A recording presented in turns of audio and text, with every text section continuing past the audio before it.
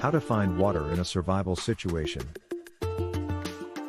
If you ever find yourself in a survival situation, the best thing to do is not panic. There is a way to get past this and make it out alive. However, it all starts and ends with water.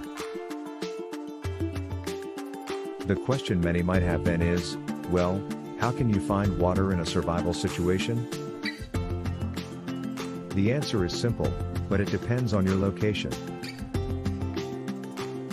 You can find water by digging around green areas, in some branches or trees, by following bees and birds, and many more.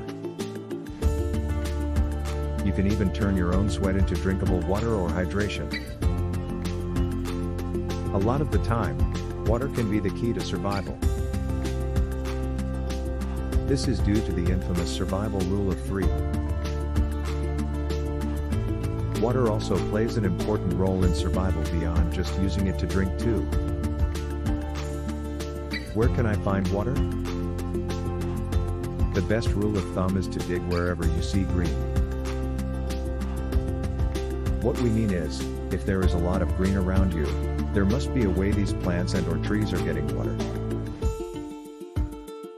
More than likely, some will still be underground. Dig at least a foot and you should start to feel something cold and or wet. If you begin to see water fill in the hole, dig it to about 3 feet and allow it to fill.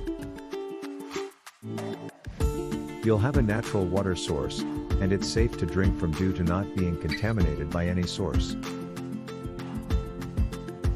You can do the same thing in muddy areas, as water will have likely collected underground near here. If you're in a desert area, you can even dig near dried up water or creek beds. Plus, if you're in a desert, you can cut into cactuses as well since they contain water. Some branches will collect it, but by far, the most well-known collector of water is bamboo. Make sure it's safe to drink. A lot of people assume they can drink water right from the source. While this is likely the case if you dig it up, you'll be risking a lot of potential infections and or pathogen contact if you drink straight from a stream, creek, river, or lake. It might take a few days for symptoms to kick in, so if you cannot make it safe at the time but you feel you'll be rescued or get out before then, it might be worth the risk to drink it. Don't forget to boil snow and don't drink pee. A lot of people think you can just pick up snow and eat it like it's not a problem, but this is not actually true. You need to boil it the same way you would with other water. Depending on where you live, it can even be contaminated with chemicals. A lot of people think you can drink your pee in a survival situation. Technically speaking, you can drink it but only after the initial unloading. The first batch will be packed with a lot of bad stuff whereas the second will contain less. However, even boiling is not guaranteed to get rid of every single problematic pathogen or bad bacteria.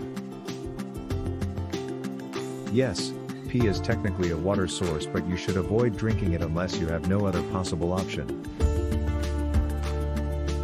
It should never be your first, second, even third choice. Yet water can also be key to your rescue and you can travel on it much faster than you can walk through places. Water can also be key to your rescue and you can travel on it much faster than you can walk through places. Mankind has always settled near water sources. If you're following a small section of water, moss can help lead you to the bigger version. You can also follow animals, especially birds and bees. Another thing you can do is follow water downstream. Of course, following water downstream is very common, and it also allows you to travel on a large enough water source. If you build a raft or happen to already have a raft, canoe, or something similar, you can use that to travel downstream to civilization. It all depends on how lost you have become.